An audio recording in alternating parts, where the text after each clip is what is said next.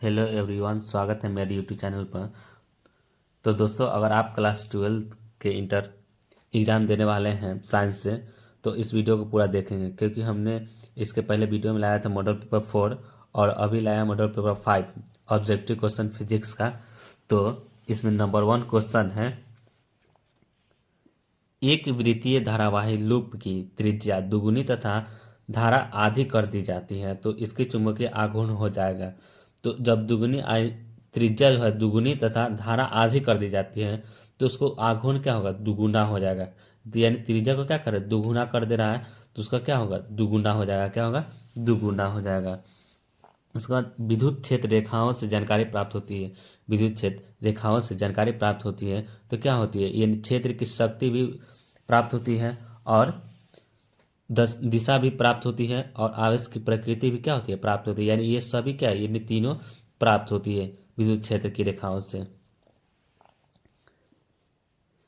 केवल धारिता युक्त प्रतिरोधी धारा परिपथ में धारा एवं वोल्टता के बीच कलांतर होता है। तो कलांतर कितना होता है, 90 डिग्री होता है। कितना होता है, कलांतर 90 डिग्री होता है। किसके, धारिता, केवल धारिता युक्त प्रतिरोधी धारा परिपथ में धारा वोल्टता के बीच कलांतर कितना होता है, 90 डिग्री होता है।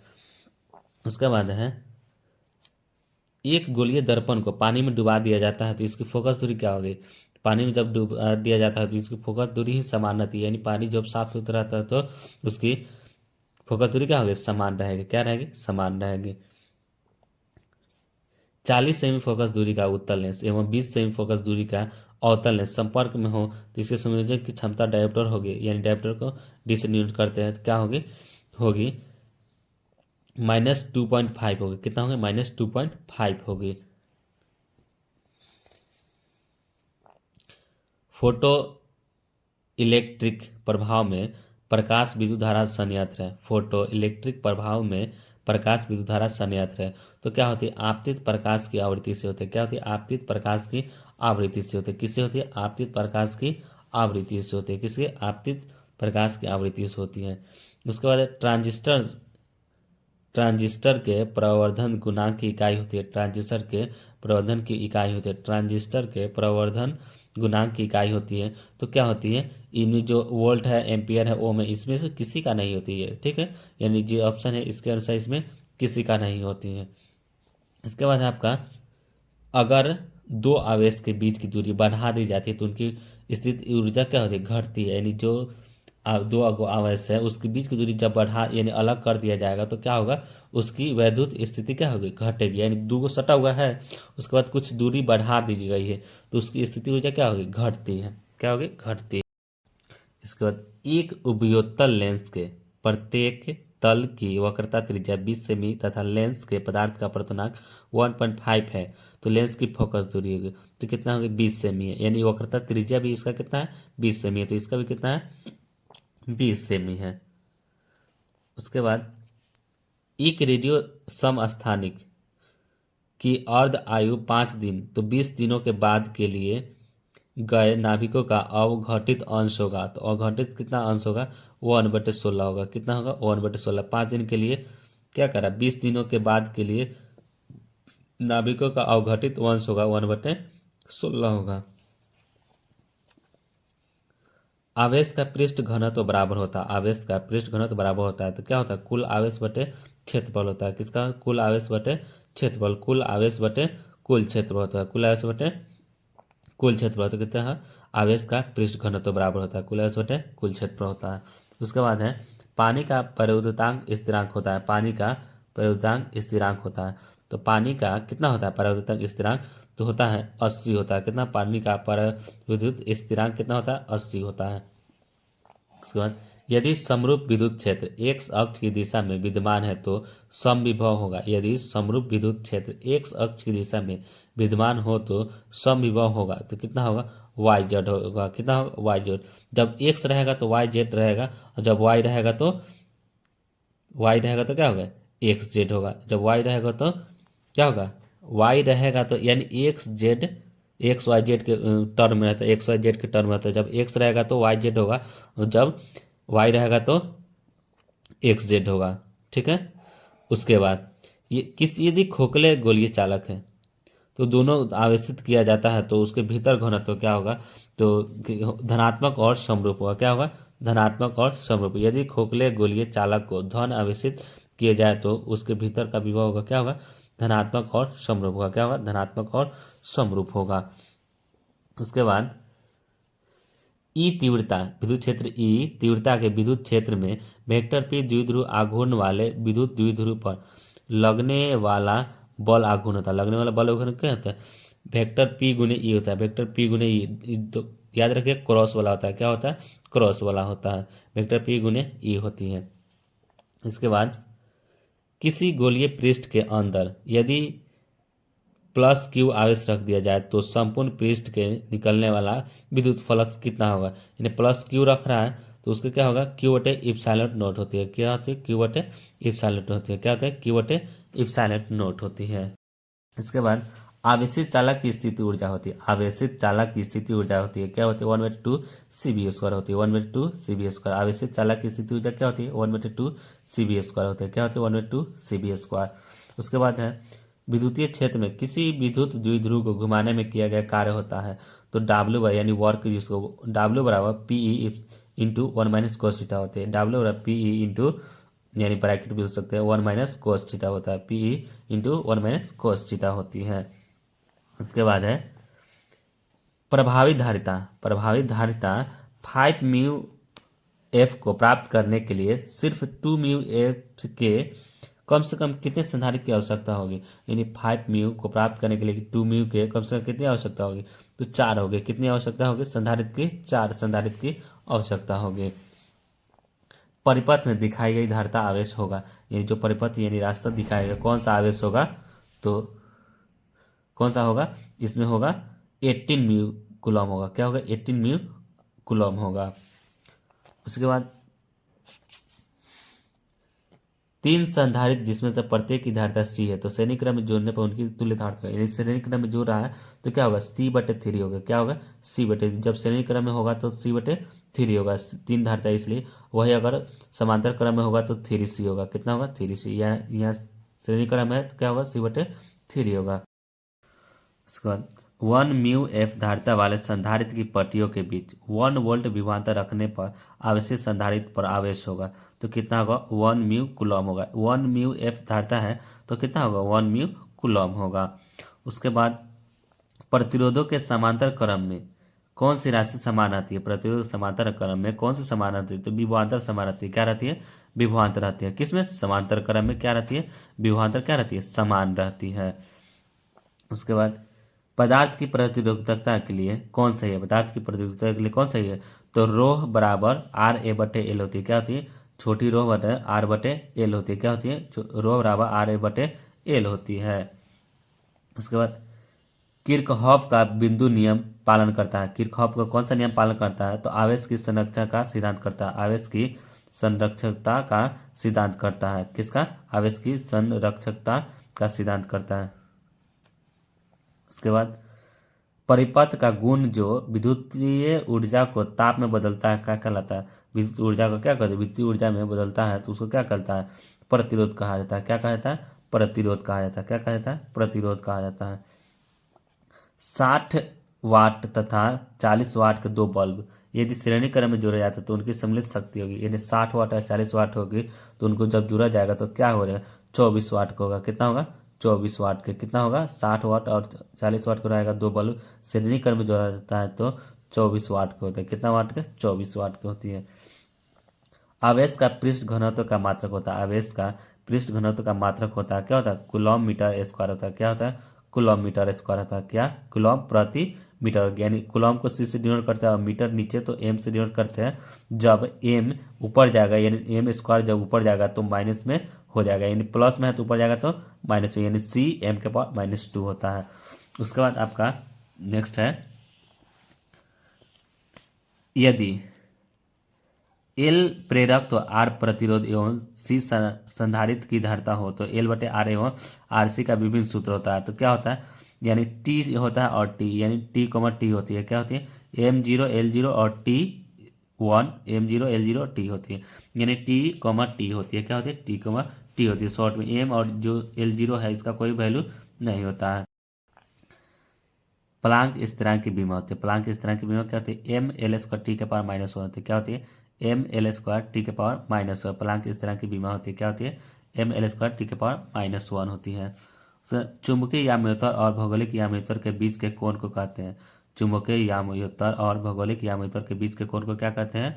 चुंबकीय दिक्पात कहते हैं। क्या कहते हैं? चुंबकीय दिक्पात कहते हैं। चुंबकीय याम्योत्तर और भौगोलिक याम्योत्तर के बीच के कोण को क्या कहते हैं? दिक्पात कहते हैं। ऐसे पूछा दिक्पात किसे कहते हैं, तो चुंबकीय याम्योत्तर और भौगोलिक याम्योत्तर के बीच के कोण को क्या कहते हैं? दिक्पात कहते हैं।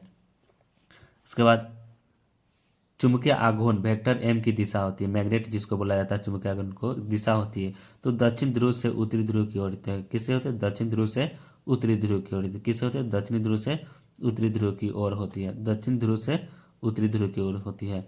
चुंबकीय फ्लक्स का ऐसा मात्रक क्या होता है? चुंबकीय फ्लक्स का ऐसा मात्रक आप याद किए होंगे क्या होता है? तो वेबर होता है। क्या होता है? चुंबकीय फ्लक्स का ऐसा मात्रक क्या होता है? वेबर होता है। चुंबकीय फ्लक्स का ऐसा मात्रक वेबर होता है। 5 टेस्ला का चुंबकीय क्षेत्र बराबर होता है। 5 टेस्ला का चुंबकीय क्षेत्र बराबर होता है तो कितना होता है? 5 × वेबर/मीटर स्क्वायर होता है। 5 × वेबर/मीटर स्क्वायर होता है। याद रखें 5 × वेबर/मीटर स्क्वायर होता है। उसके बाद आपका है अन्योन प्रेरकत्व का ऐसा मात्रक होता है। अन्योन प्रेरकत्व का ऐसा मात्रक क्या होता है? हेनरी होता है। अन्योन प्रेरकत्व का ऐसा मात्रक क्या होता है? हेनरी होता है। याद रखें अन्योन प्रेरण का ऐसा मात्रक हेनरी होता है। क्या होता है? अन्योन प्रेरण का ऐसा मात्रक हेनरी होता है। उसके बाद प्रतिबाधा का मात्रक होता है ओम होता है। क्या होता है? प्रतिबाधा का ऐसा मात्रक क्या होता है? ओम होता है। प्रतिबाधा ये सब भी क्वेश्चन। प्रतिबाधा का ऐसा मात्रक क्या होता है? ओम है। चाहे अन्योन प्रेरक का ऐसा मात्रक क्या होता है? हेनरी होता है। एक प्रतिवर्ती विद्युत धारा का समीकरण वो I बराबर 0.6 साइन 100πt से निरूपित होता है तो विद्युत धारा का आवृत्ति होगी तो कितना होगा? 50 H। आवृत्ति को हर्ट्ज जो बोला जाता है 50 Hz बोल सकते हैं, चाहे 50 होती है। कितना बराबर? 100πt से निरूपित होता है तो कितना होता है? 50 होता है। उसके बाद एक प्रतिरोध के एक प्रतिरोधक के आर पार प्रतिवर्ती धारा के वोल्टेज मापा जा सकता है तो कितना मापा जा सकता है? तो एक तप्त तार वोल्टमीटर के प्रयोग द्वारा मापा जा सकता है। कितना आर पार यानी मापा जा सकता है? एक तप्त तार वोल्टमीटर के प्रयोग द्वारा मापा जा सकता है। प्रतिवर्ती धारा RMS रूट मेन स्क्वायर जिसको बोला जाता है मान और प्रतिवर्ती धारा का शिखर मान I0 के बीच का संबंध होता है तो क्या होता है? IRMS root main square 7 I0 होती है यानी 0.707 I0 0.707 I0 और शॉर्ट में बोले यानी 707 I0 होती है। उसके बाद है शक्ति गुणांक के लिए कौन संबंध सही है? शक्ति गुणांक के लिए सब सही है। शक्ति गुणांक बराबर यथार्थ माध्य शक्ति बटे आभासी माध्य शक्ति होती है। क्या होती है? यथार्थ माध्य शक्ति बटे आभासी माध्य शक्ति और शक्ति गुणांक बराबर। इसके बाद आपका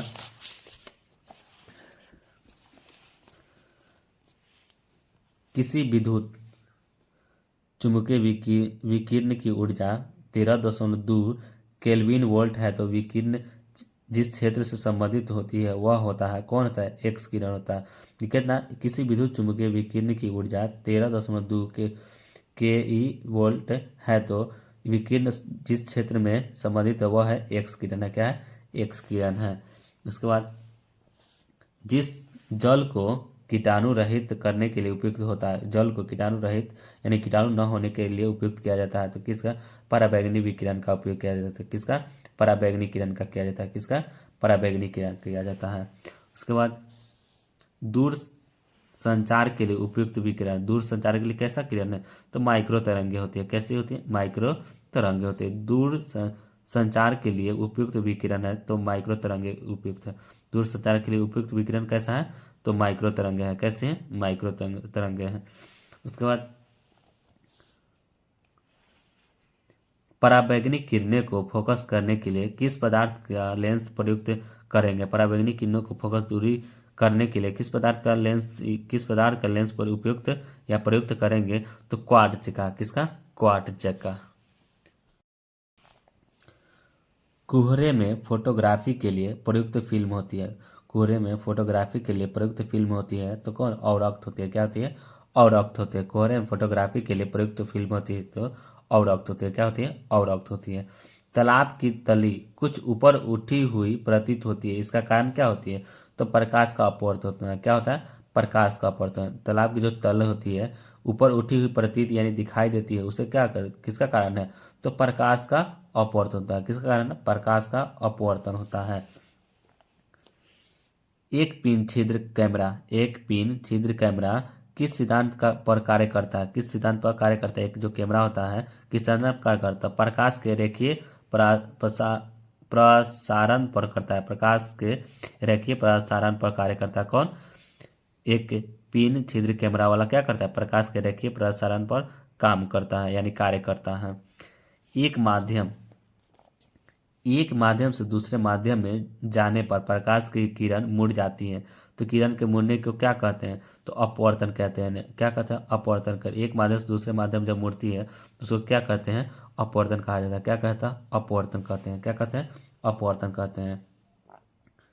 जब श्वेत प्रकाश की किरण लेंस में प्रवेश करती है तो निम्न में से किसमें परिवर्तन होता है? जब श्वेत प्रकाश की किरण लेंस में प्रवेश करती है तो किसमें परिवर्तन हो जाता है? तो होता है वेग और तरंग दैर्घ्य में परिवर्तन होता है। किसमें होता है? वेग और तरंग दैर्घ्य में परिवर्तन होता है। कौन? जब श्वेत प्रकाश की किरण लेंस में प्रवेश करती है तो किसमें परिवर्तन होता है? तो वेग और तरंग दैर्घ्य में परिवर्तन। याद रखें किसमें? वेग और तरंग दैर्घ्य में परिवर्तन होता है। विभिन्न दिशाओं में कॉर्निया की वक्रता में असमानता के कारण उत्पन्न दृष्टि दोष को कहते हैं। उत्पन्न दृष्टि दोष को क्या कहते हैं? अबिंदुकता कहते हैं। क्या कहते हैं? अबिंदुकता कहते हैं। क्या कहते हैं? अबिंदुकता कहते हैं। इसमें कॉर्निया की असमता के कारण उत्पन्न दृष्टि दोष को क्या कहते हैं? अबिंदुकता कहते हैं।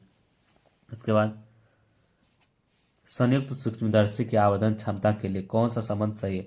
संयुक्त सूक्ष्मदर्शी की आवेदन क्षमता के लिए कौन सा संबंध सही है? तो m बराबर -L/F0 इंटू 1+D/F ही होता है। m बराबर -L/F0 इंटू 1+D/F ही होती है। उसके बाद यदि नीले रंग के प्रकाश के फोटोन की ऊर्जा E1 और पीले रंग के प्रकाश के फोटोन की ऊर्जा E2 हो तो क्या होती है? E1 is greater than E2 होती है। क्या होती है? E1 is greater than E2। E1 is greater than E2 होती है। वायुमंडलीय की अनुपस्थिति में पृथ्वी से आसमान का रंग दिखाई देगा। पृथ्वी से आसमान का रंग कैसा दिखाई देता है? काला देता है। यानी वायुमंडलीय की अनुपस्थिति जब मतलब हवा नहीं रहेगी उसकी अनुपस्थिति में आसमान का रंग कैसा दिखाई देगा? काला दिखाई देगा। कैसा दिखाई देगा? काला दिखाई देगा। निर्वात में प्रकाश का वेग c है तो कांच में 3/2 में इसका मान होगा कितना? होगा 2c/3 होगा। कितना होगा? 2c/3 होगा। कितना होगा? 2c/3 होगा। कितना होगा? 2c/3 होगा। कितना होगा? 2c/3 होगा। इसके बाद प्रकाश फोटोन की ऊर्जा होती है। प्रकाश फोटोन की ऊर्जा होती है कितना होती है? hb होती है। कितना प्रकाश फोटोन की ऊर्जा क्या होती है? hb होती है। याद रखिए कितना प्रकाश फोटोन की ऊर्जा होती है? तो hb होती है। उसके बाद विनाशी व्यतिकरण के पथांतर होता है। विनाशी व्यतिकरण क्या होता है? 2n+1 इंटू λ/2 होता है। 2n+1 इंटू λ/2 होता है। कितना होता है? 2n+λ/2। याद रखिए ये विवेक क्वेश्चन। विनाशी व्यतिकरण क्या होती है? 2n+1 इंटू λ/2 होती है। साबुन का बुलबुला सूर्य के प्रकाश में रंगीन दिखाई देता है, इसका कारण होता है तो प्रकाश का व्यतिकरण होता है। क्या होता है? प्रकाश का व्यतिकरण के कारण क्या होता है? साबुन का जो बुलबुला होता है क्या होता है? रंगीन दिखाई देता है।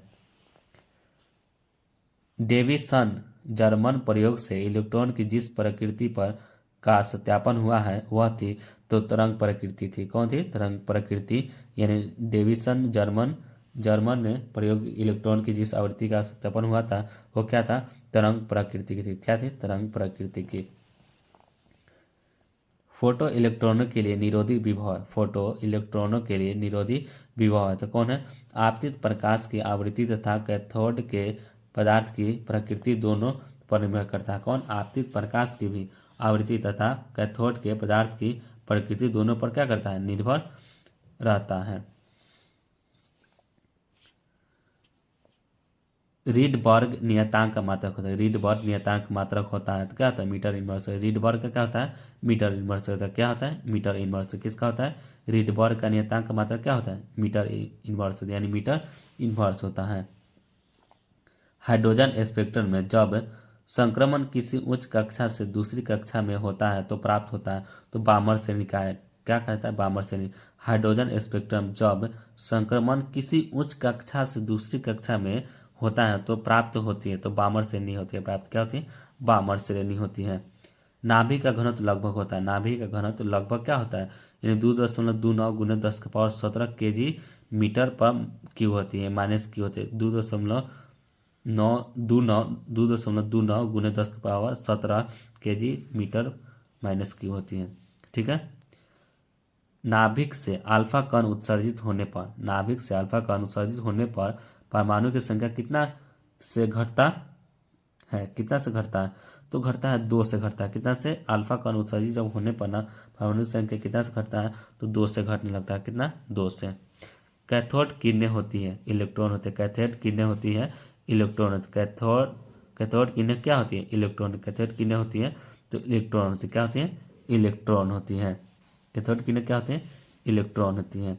हाइड्रोजन बम आधारित है केवल नाभिकीय संलयन पर। केवल नाभिकीय संलयन पर कौन है हाइड्रोजन बम आधारित है केवल नाभिकीय संलयन पर है। केवल नाभिकीय संलयन पर। अल्फा कण है। अल्फा कण क्या है हीलियम का नाभिक है। अल्फा कण क्या है हीलियम का नाभिक है। किसका है हीलियम का नाभिक है कौन अल्फा कण। किसका है हीलियम का नाभिक है। हीलियम का नाभिक है कौन अल्फा कण हीलियम का नाभिक है। उसका और गेट का बुलियन व्यंजक और गेट का क्या है बुलियन व्यंजक है यानी इसमें एन नहीं लगा हुआ है तो ये भी नहीं लगा होगा तो ये नहीं है तो और मतलब क्या कर रहा है और एक तो ए मिला ही और मांग रहा है तो प्लस करके मांग और A plus B equal to Y होती है। और गेट के लिए क्या होती है A plus B equal to Y होती है। एक पदार्थ की चालकता ताप बढ़ाने पर बढ़ती है वह पदार्थ होती है तो अर्धचालक होती है यानी आधा चालक है यानी जब बढ़ाएंगे तो बढ़ेगा नहीं बढ़ाएंगे तो नहीं बढ़ेगा यानी अर्धचालक ताप बढ़ाने पर बढ़ती है तो क्या होती है अर्धचालक होती है। क्या होती है अर्धचालक होती है।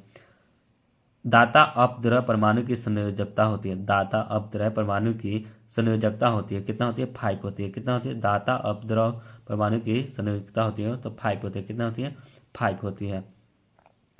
उपग्रह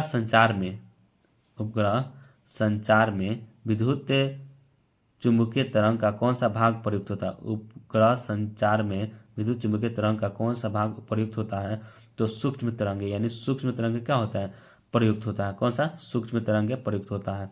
अगर वीडियो अच्छी लगी हो तो एक लाइक जरूर करें और एक साथ में सब्सक्राइब भी जरूर कर दें जिससे हमें मोटिवेशन मिलेगी और अपने दोस्तों के साथ शेयर जरूर करें। जय हिंद जय भारत।